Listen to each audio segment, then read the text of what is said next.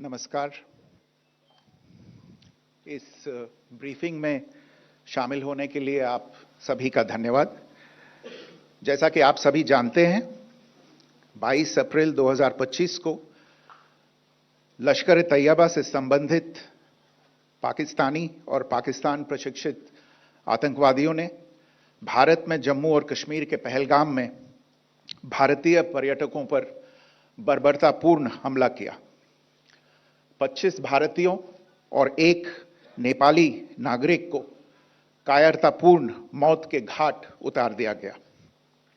मुंबई के 26 नवंबर 2008 के हमलों के बाद यह भारत में हुई किसी आतंकवादी हमले में मारे गए आम नागरिकों की संख्या की दृष्टि से सबसे गंभीर घटना है।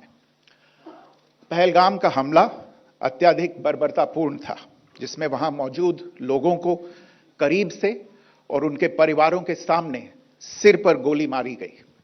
हत्या के इस तरीके से परिवार के सदस्यों को जानबूझकर आघात पहुंचाया गया। साथ ही उन्हें यह नसीहत भी दी गई कि वे वापस जाकर इस संदेश को पहुंचा दें।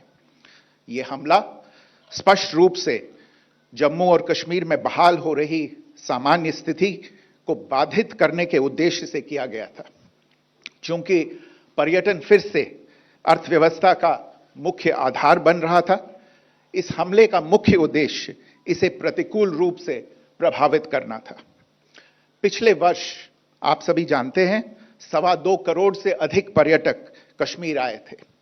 इस हमले का मुख्य उद्देश्य इसलिए संभवतः यह था कि इस संघ राज्य क्षेत्र में विकास और प्रगति को नुकसान पहुंचाकर इसे पिछड़ा बनाए रखा जाए और पाकिस्तान से लगातार होने वाले सीमा पार आतंकवाद के लिए उपजाऊ जमीन बनाने में सहायता की जाए। हमले का यह तरीका जम्मू और कश्मीर और शेष राष्ट्र दोनों में सांप्रदायिक दंगे भड़काने के उद्देश्य से भी प्रेरित था। इसका श्रेय सरकार और भारत के सभी नागरिकों को दिया जाना चाहिए कि इन प्रयासों को विफल कर दिया गया। एक समूह ने खुद को रेजिस्टेंस फ्रंट TRF कहते हुए इस हमले की जिम्मेदारी ली है। यह समूह संयुक्त राष्ट्र द्वारा प्रतिबंधित पाकिस्तानी आतंकवादी समूह लश्कर-ए-तैयबा से जुड़ा हुआ है। यह उल्लेखनीय है कि भारत ने मई और नवंबर 2024 में संयुक्त राष्ट्र की 1267 कमेटी की सैंक्शंस मॉनिटरिंग टीम को अर्धवार्षिक रिपोर्ट प्रस्तुत की थी, जिसमें TRF के बारे में साफ इनपुट दिए गए थे। इससे पाकिस्तान स्थित आतंकवादी समूहों के लिए कवर के रूप में TRF की भूमिका सामने आई थी। इससे पहले भी दिसंबर 2023 में भारत ने इस टीम को लश्कर-ए-तैयबा और जैश-ए-मोहम्मद के बारे में सूचित किया था, जो TRF जैसे छोटे आतंकवादी समूहों के माध्यम से अपनी गतिविधियों को संचालित कर रहे हैं। इस संबंध में 25 अप्रैल को UN सिक्योरिटी काउंसिल प्रेस वक्तव्य में TRF के संदर्भ को हटाने के लिए पाकिस्तान के दबाव पर भी ध्यान दिया जाना चाहिए। पहलगाम आतंकवादी हमले की जांच से पाकिस्तान के साथ आतंकवादियों के संपर्क उजागर हुए हैं। रेजिस्टेंस फ्रंट द्वारा किए गए दावे और लश्कर-ए-तैयबा से ज्ञात सोशल मीडिया हैंडल द्वारा इसको रीपोस्ट किया जाना इसकी पुष्टि करता है। चश्मदीद गवाहों और विभिन्न जांच एजेंसियों को उपलब्ध अन्य सूचनाओं के आधार पर हमलावरों की पहचान भी हुई है। हमारी इंटेलिजेंस ने इस टीम के योजनाकारों और उनके समर्थकों की जानकारी जुटाई है। इस हमले की रूपरेखा भारत में सीमा पार आतंकवाद को अंजाम देने के पाकिस्तान के लंबे ट्रैक रिकॉर्ड से भी जुड़ी हुई है, जिसके लिखित और स्पष्ट दस्तावेज उपलब्ध हैं। पाकिस्तान दुनिया भर में आतंकवादियों के लिए एक शरण स्थल के रूप में पहचान बना चुका है। यहां अंतर्राष्ट्रीय स्तर पर प्रतिबंधित आतंकवादी सजा पाने से बचे रहते हैं। इसके अलावा पाकिस्तान ने इस मुद्दे पर विश्व और फाइनेंशियल एक्शन टास्क फोर्स जैसे अंतर्राष्ट्रीय मंचों को जानबूझकर गुमराह करने के लिए भी जाना जाता है। साजिद मीर का मामला, जिसमें इस आतंकवादी को पाकिस्तान ने मृत घोषित कर दिया था और फिर अंतर्राष्ट्रीय दबाव के परिणाम स्वरूप वो जीवित पाया गया, इसका सबसे स्पष्ट उदाहरण है। यह स्वाभाविक है कि पहलगाम में हुए इस हमले से जम्मू और कश्मीर के साथ साथ भारत के अन्य भागों में भी आक्रोश देखा गया। हमलों के बाद भारत सरकार ने स्वाभाविक रूप से पाकिस्तान के साथ संबंधों को लेकर कुछ कदम उठाए। आप सभी उन निर्णयों से अवगत हैं जिसकी घोषणा 23 अप्रैल को की गई थी। तथापि यह आवश्यक समझा गया कि 22 अप्रैल के हमले के अपराधियों और उनके योजनाकारों को न्याय के कटघरे में लाया जाए। हमलों के एक पखवाड़े के बाद भी पाकिस्तान द्वारा अपने क्षेत्र या अपने नियंत्रण वाले क्षेत्रों में आतंकवादियों की इंफ्रास्ट्रक्चर के विरुद्ध कार्रवाई करने के लिए कोई स्पष्ट कदम नहीं उठाया गया है। उल्टे वो इनकार करने और आरोप लगाने में ही लिप्त रहा है। पाकिस्तान आधारित आतंकवादी मॉड्यूल्स पर हमारी खुफिया निगरानी ने संकेत दिया है कि भारत के विरुद्ध आगे भी हमले हो सकते हैं। अतः इनको रोकना और इनसे निपटना दोनों को बेहद आवश्यक समझा गया। आज सुबह, जैसा कि आपको ज्ञात होगा, भारत ने इस तरह के सीमा पार हमलों का जवाब देने और उन्हें रोकने तथा उनका प्रतिरोध करने के अपने अधिकार का प्रयोग किया है। यह कार्यवाही नपीतुली, नॉन एस्केलेटरी, आनुपातिक और जिम्मेदारीपूर्ण है। यह आतंकवाद की इंफ्रास्ट्रक्चर को समाप्त करने और भारत में भेजे जाने वाले संभावित आतंकवादियों को अक्षम बनाने पर केंद्रित है। आपको यह भी स्मरण होगा कि 25 अप्रैल 2025 को संयुक्त राष्ट्र सुरक्षा परिषद ने पहलगाम आतंकवादी हमले पर एक प्रेस वक्तव्य जारी किया था, जिसमें आतंकवाद के इस निंदनीय कार्य के अपराधियों, आयोजकों, फाइनेंसरों और प्रायोजकों को जवाबदेह ठहराने और उन्हें न्याय के दायरे में लाने की आवश्यकता पर जोर दिया गया था। भारत की आज की इस कार्रवाई को इसी संदर्भ में देखा जाना चाहिए। Good morning. Thank you all for joining this briefing. As you are all aware, on April 22, 2025, Pakistani and Pakistan-trained terrorists belonging to the Lashkar-e-Taiba carried out a savage attack on Indian tourists at Pahalgam in Jammu and Kashmir in India. They murdered 26 people, including one national of Nepal, causing the largest number of civilian casualties in a terrorist attack in India since the 26 November 2008 attacks in Mumbai. The attack in Pahalgam was marked by extreme barbarity, with the victims mostly killed with headshots from close range and in front of their families. Family members were deliberately traumatized through the manner of the killing, accompanied by the exhortation that they should take back the message. The attack was clearly driven by the objective of undermining the normalcy returning to Jammu and Kashmir. In particular, it was designed to impact the mainstay of the economy, tourism, with a record 23 million tourists visiting the valley last year. The calculation, presumably, was that harming growth and development in the Union Territory would help keep it backward and create fertile ground for continued cross-border terrorism from Pakistan. The manner of the attack was also driven by an objective of provoking communal discord, both in Jammu and Kashmir and the rest of the nation. It is to the credit of the government and the people of India that these designs were foiled. A group calling itself the Resistance Front has claimed responsibility for the attack. This group is a front for the UN-proscribed Pakistani terrorist group Lashkar-e-Taiba.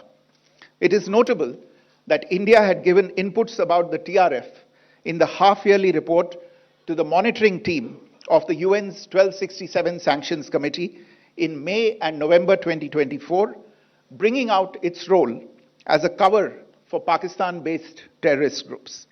Earlier too, in December 2023, India had informed the monitoring team about Lashkar and Jaish-e-Mohammed operating through small terror groups such as the TRF. Pakistan's pressure to remove references to TRF in the April 25 UN Security Council press statement is notable in this regard. Investigations into the Pahalgam terror attack have brought out the communication notes of terrorists in and to Pakistan. The claims made by the Resistance Front and their reposting by known social media handles of the Lashkar-e-Taiba speak for themselves. Identification of the attackers based on eyewitness accounts as well as other information available to law enforcement agencies has also progressed. Our intelligence has developed an accurate picture of the planners and backers of this team. The features of this attack also tie in with Pakistan's long track record of perpetrating cross-border terror in India, which is well documented and beyond question. Pakistan also has a well-deserved reputation as a haven for terrorists from around the world, with internationally proscribed terrorists enjoying impunity there.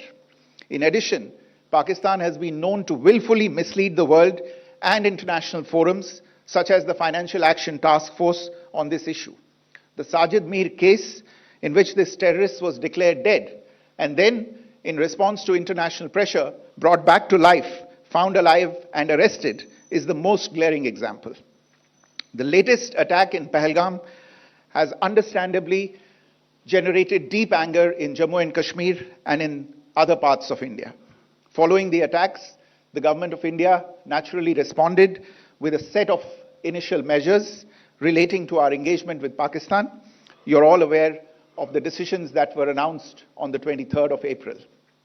However, it was deemed essential that the perpetrators and planners of the 22nd April attack be brought to justice. Despite a fortnight having passed since the attacks, there has been no demonstrable step from Pakistan to take action against the terrorist infrastructure on its territory or on territory under its control. Instead, all it has indulged in are denials and allegations. Our intelligence monitoring of Pakistan-based terrorist modules indicated that further attacks against India were impending. There was thus a compulsion both to deter and to preempt. Earlier this morning, as you would be aware, India exercised its right to respond and preempt as well as deter more such cross-border attacks. These actions were measured, non-escalatory, proportionate, and responsible. They focused on dismantling the terrorist infrastructure and disabling terrorists likely to be sent across to India.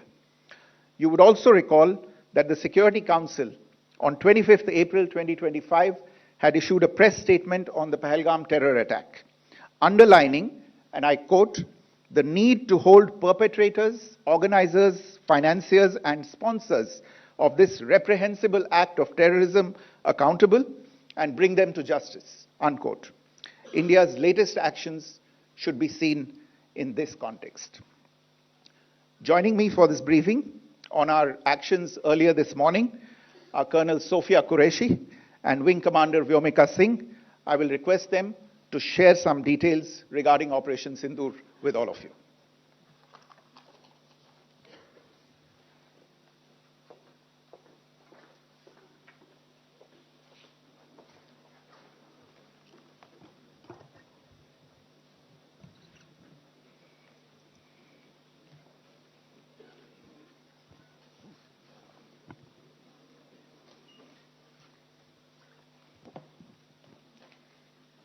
सुप्रभात देवियों और सज्जनों, मैं colonel Sophia Qureshi और मेरे साथ wing commander Vyomika Singh आज आपको 6 से 7 मई 2025 की रात 1:05 से 1:30 बजे के बीच भारतीय सशस्त्र बलों द्वारा अंजाम दिए गए ऑपरेशन सिंदूर के बारे में जानकारी देंगे।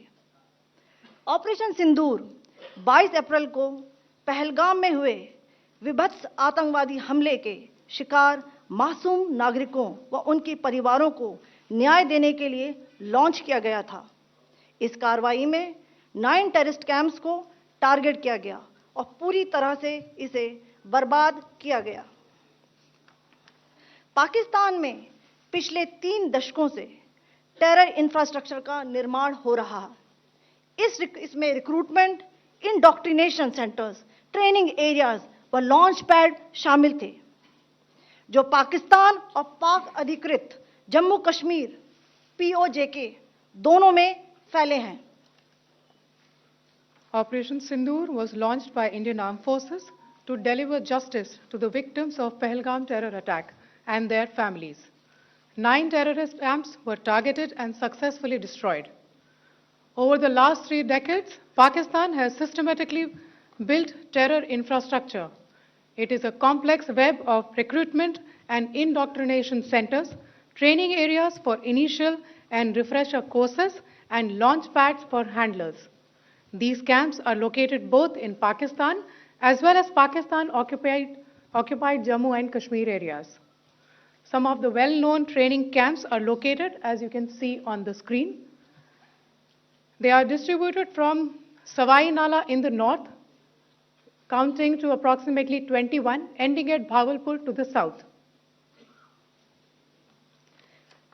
इन लक्ष्यों का चयन विश्वसनीय इंटेलिजेंस सूचनाओं के आधार पर हुआ ताकि आतंक गतिविधियों की रीढ़ तोड़ी जा सके, और यह खास ध्यान दिया गया कि निर्दोष नागरिकों और सिविलियन इंस्टॉलेशन को नुकसान न पहुंचे। The selection of these targets for Operation Sindoor was based on credible intelligence inputs and role of these facilities in perpetrating the terror activities. The locations were so selected to avoid damage to civilian infrastructures and loss of any civilian lives. This was done with due diligence, and the camps selected for targeting and their engagement will now be shown to you one by one. POJK के target मैं आपको बताना चाहूंगी। सबसे पहले सवाई नाला camp Muzaffarabad, जो कि POJK के लाइन ऑफ कंट्रोल से 30 किलोमीटर दूर है। यह एक लश्कर तौयबा का ट्रेनिंग सेंटर था। 20 अक्टूबर 2024 सोनमर्ग, 24 अक्टूबर 24 गुलमर्ग, 22 अप्रैल 2025 पहलगाम, इन हमलों के आतंकियों ने यहीं से प्रशिक्षण लिया था। सैयदना बिलाल कैंप मुजफ्फराबाद, यह एक जैश ए मोहम्मद का स्टेजिंग एरिया है। यह हथियार, विस्फोटक और जंगल सर्वाइवल ट्रेनिंग का केंद्र भी था। गुलपुर कैंप कोटली,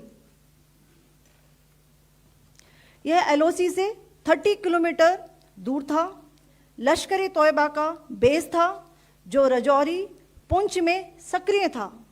20 अप्रैल 2023 को पुंछ में और 9 जून 2024 को तीर्थ यात्रियों के बस हमले में यहीं से आतंकी को ट्रेन किया गया था।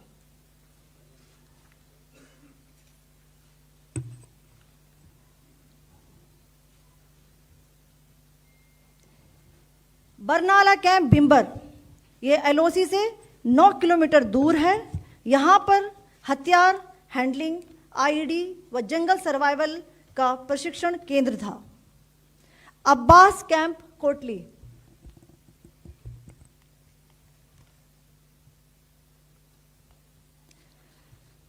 यह LOC से 13 किलोमीटर दूर है। लश्कर तौयबा का फिदाइन यहां तैयार होता था। इसकी कैपेसिटी 15 टेररिस्ट को ट्रेन करने की थी।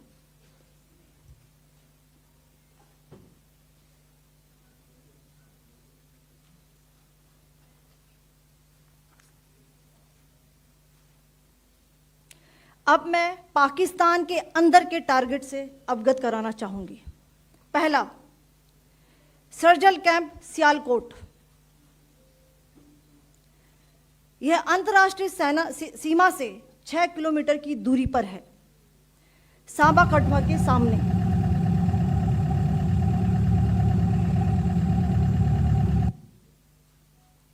मार्च 2025 में जम्मू एंड कश्मीर पुलिस के 4 जवानों की जो हत्या की गई थी, उन आतंकवादियों को इसी जगह पर ट्रेन किया गया था। दूसरा, महमूना जाया कैंप सियालकोट, यह 18 से 12 किलोमीटर आईबी से दूर था। हिजबुल मुजाहिदीन का बहुत बड़ा कैंप था। यह कठुआ जम्मू क्षेत्र में आतंक फैलाने का नियंत्रण केंद्र था। पठानकोट एयरफोर्स बेस पर किया गया हमला भी इसी कैंप से प्लान और डायरेक्ट किया गया था। मरकज ताइबा मुरीद के, यह आईबी से 18 से 25 किलोमीटर दूरी पर है। 2008 के मुंबई हमले के आतंकी भी यहीं से प्रशिक्षित हुए थे। अजमल कसब व डेविड हेडली भी यहां ट्रेन हुए थे।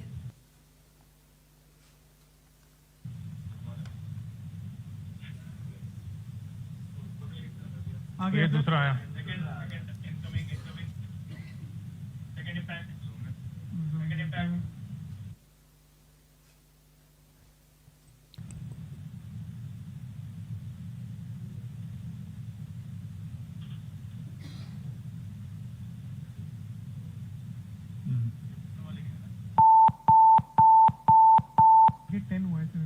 टारगेट 10 हुआ, एंक्लोजर सेम ही है।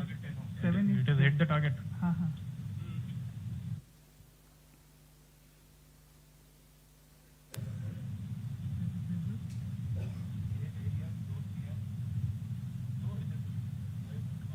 पीछे आ गया सर, इम्पैक्ट।